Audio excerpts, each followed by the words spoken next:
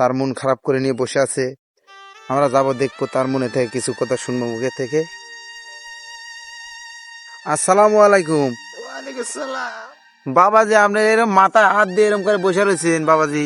বাবাজি ধান কাটবো, সারা সোরা ধান হয়ে গেছে, একটু ধান কাটতে পারতেছি না, কামলা চামলা যাইয়েছে, সব বসে রয়েছে, একটু ধান কাটতে পারতেছে না। কি যে অবস্থা হয়ে গেছে আমাদের সিরাজগঞ্জ জেলাতে, এবি মনে করেন যে দফা এলাকায় জানি যে এই এলাকায় ধান আছে, ধান গুলো সব নষ্ট হয়ে যাইতেছে। এই বেলা বৃষ্টি, বেলা বৃষ্টি, বৃষ্টির কারণে একটু ধান তুলতে পারতেছে না। তো সরকারের কাছে একটা আবেদন জানাইতেছি যে এল্লা আবার কাঠ কুড়ছিল করে দেয়, তাহলে আমরা এল্লা বাঁচমু। এবার বাঁচার কোনো উপায় নাই, ধান ফান কিছুই কাটতে পারতেছি না।